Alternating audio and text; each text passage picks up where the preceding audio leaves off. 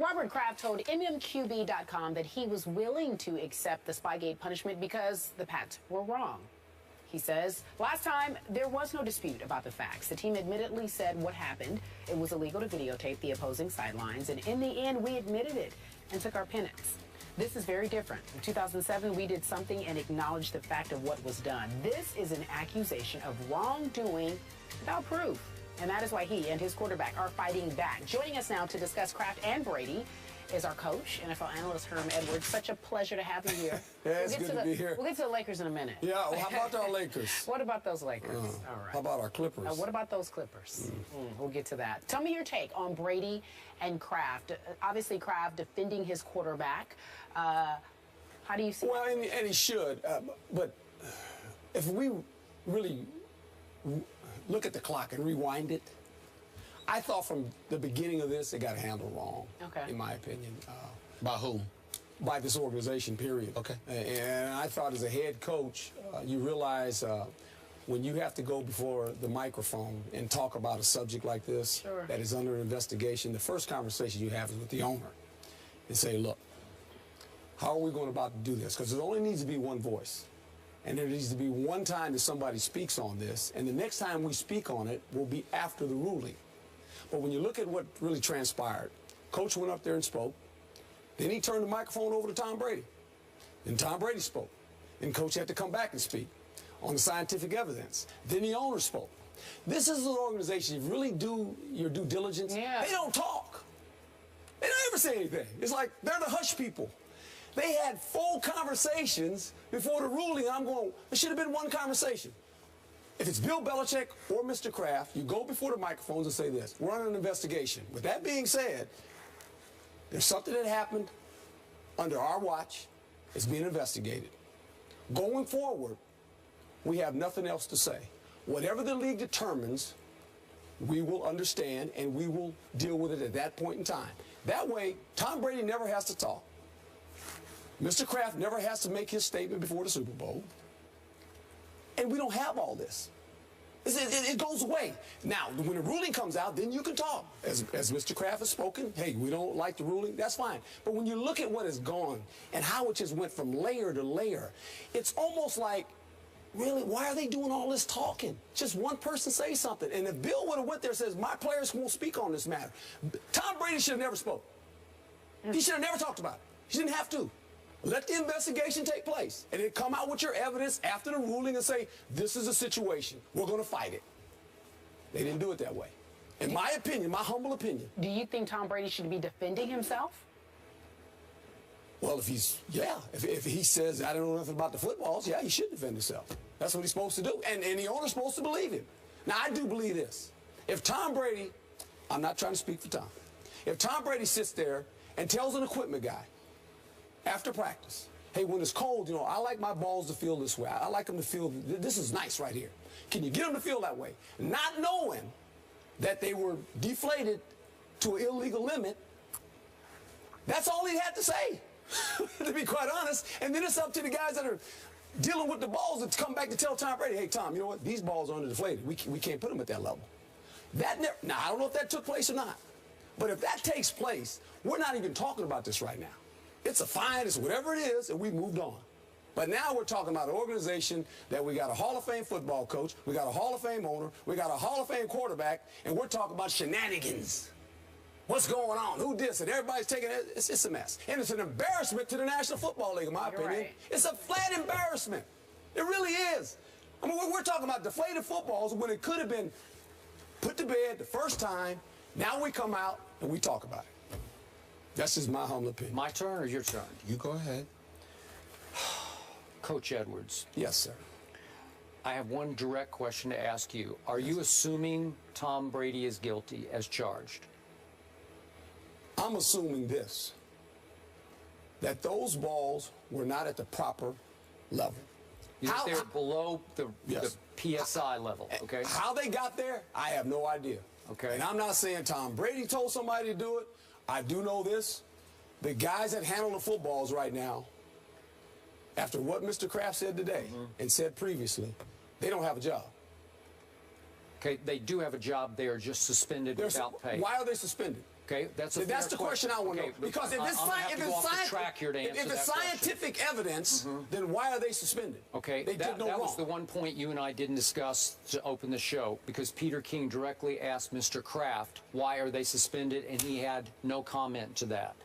So that's a fair point. That's an objective point from me to you. And what I know a lot of people have fixated on this. Then why did you suspend them? If they were honest in their jobs, why did you suspend them? Every big organization, every big operation in this country, when it's under fire with a controversy, the way you normally do business is to suspend the employees in question without pay. It's done in all walks of life. You suspend them without pay until you get to the bottom of it. So I'm assuming that happened. I also could assume that Tom Brady told them exactly what I keep telling him, that he constantly told his equipment people, I want my footballs inflated to the lower end of the regulation PSI. There's a range in there. Aaron Rodgers says he likes it near the top side. Okay, there's a range in there. He never said, this is possible the way I view it and what I've been told by his confidants, he never said, deflate them below the regulation limit. Just keep them at the lower end because I like them a little softer. Okay? If he said that, he might be innocent completely as charged here. But Skip, you make a great point about organizations and about what companies do. But let me ask you this. When the game's over, and my good friend Stephen H. just said it, about the Clippers. Look at what happened. Guess who has to answer the question? Head ball coach. Head ball coach. Head ball coach got to answer. Head ball coach didn't play. He didn't play. He didn't play. But they lost. Head ball coach is sitting there with the press conference right now. Okay, when this happens on your watch as the head ball coach. Okay, that's fine. Okay, here's it. You can't say, well, I'm suspending some guys. I'm going to cut my players because they didn't play good. Whoa, head ball coach. It don't work that way. It's like, what happened? Let me exhaust myself to find out what happened so I can make sure it doesn't happen again. Okay, I'm going to hand off to you, but my last comment to your opening soliloquy was, I don't care what they said as an organization. I only care at this point what they did or did not do. That's all that really matters. I get that you say it's mishandled. You're talking about image is everything, speaking is everything. In the end, all that matters in a court of law is what they did or did not do. Go. First of all, Coach, I respectfully disagree with you when you say Tom Brady should not have spoken. Okay. That's fine. I am one of those people who believes that your personal life is your business. I don't want to hear about your woman, your wife, your kids, your family, unless you want to talk about that stuff. You know, as long as you don't end up in the police blotters, it's none of my business. I truly feel that way. To each his own. All right, and by police blotters, I mean police blotters, or it could be you get suspended for something. You know what I mean? Suspended for something by the league, which isn't a police blotters, but a form of enforcement. As long as it's not that, it's none of my business. But everything about the game is our business because you are not playing for free, and you're not asking people to watch for free. They come to the stadium. They pay to be there. They watch on TV, cable, whatever. They pay to watch, you know, etc. You making money hand over fist. I'm looking at it from the perspective. This is about deflated footballs. Yes. The person who I believe should not have spoken until after the investigation was over was Robert Kraft. It was not necessary for him to come out and say, I want an apology. I know he takes it personally, lived in Boston all of his life. You understand, with the exception of going away to college, you know, bought the franchise 21 years ago, 4 titles. This man is an iconic. I get it. It's personal to him. But in hindsight, maybe he should have waited before speaking about it and saying that I'm going to want an apology from Roger Goodell, because he personalized it. And it is personal to him, but it may not have been personal to Roger Goodell up until that moment. But there is no question in my mind. The one person I want to hear from more than anybody is Tom Brady, because Tom Brady's the quarterback, because Tom Brady's the one touching that football. And I don't need a bevy of questions. I don't need an hour-long press conference or a 45-minute interrogation. I want the answer to a couple of questions. Did you know the football was inflated, and did you have anything to do with it being inflated? Yes or no? That's all I need to know from Tom Brady. You can't hide from that. And the fact that so many people stand up and are like, why did Tom Brady say anything? I don't think Tom Brady has said enough.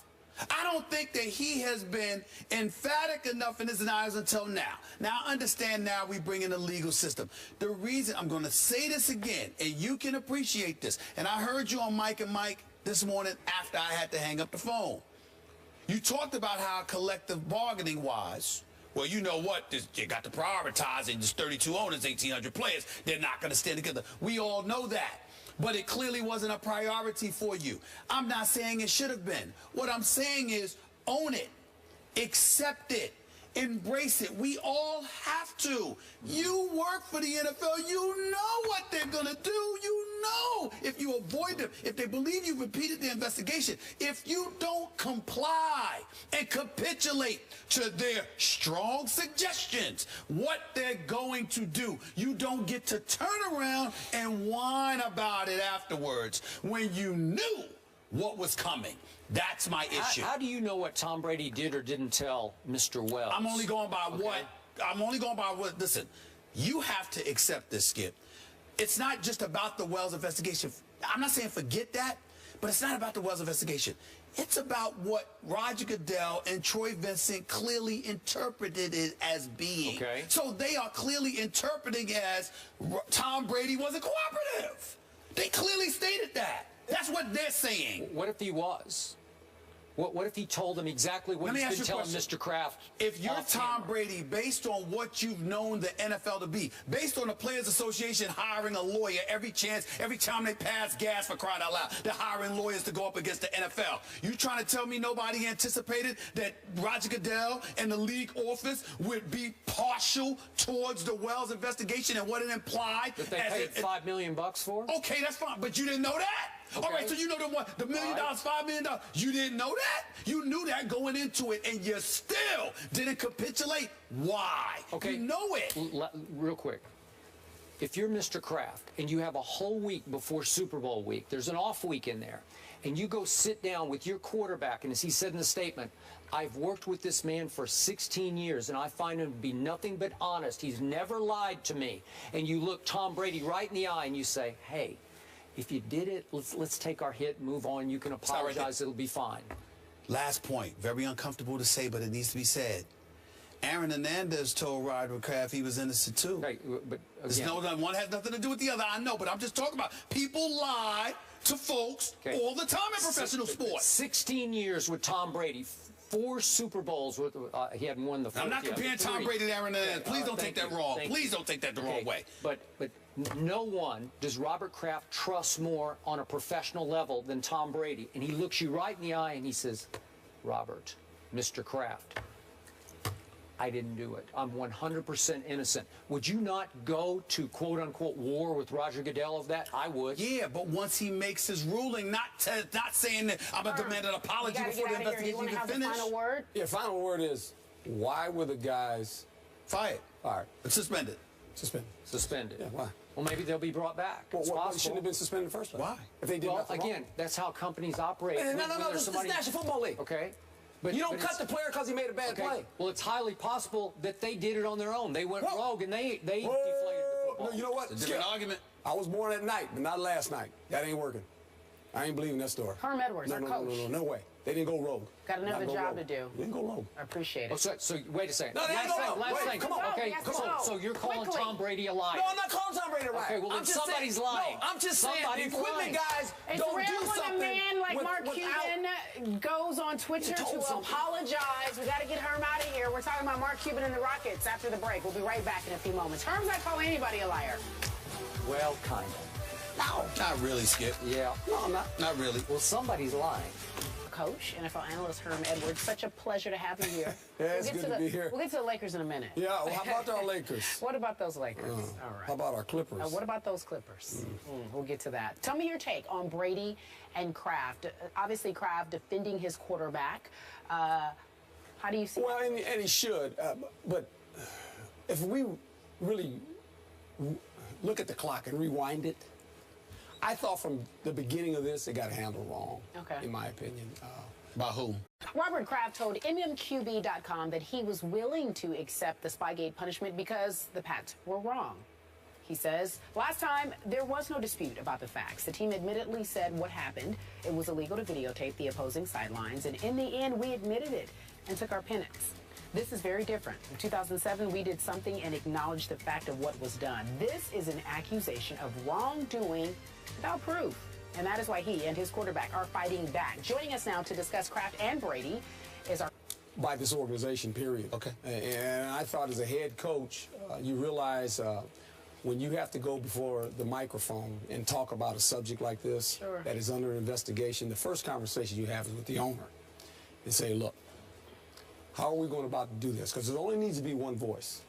And there needs to be one time that somebody speaks on this, and the next time we speak on it will be after the ruling. But when you look at what really transpired, Coach went up there and spoke. Then he turned the microphone over to Tom Brady. Then Tom Brady spoke. Then Coach had to come back and speak on the scientific evidence. Then the owner spoke. This is an organization, if you really do your due diligence, they don't talk. They don't ever say anything. It's like they're the hush people. They had full conversations before the ruling. I'm going, there should have been one conversation. If it's Bill Belichick or Mr. Kraft, you go before the microphones and say this. We're under an investigation. With that being said, there's something that happened under our watch. It's being investigated. Going forward, we have nothing else to say. Whatever the league determines, we will understand and we will deal with it at that point in time. That way, Tom Brady never has to talk. Mr. Kraft never has to make his statement before the Super Bowl. And we don't have all this.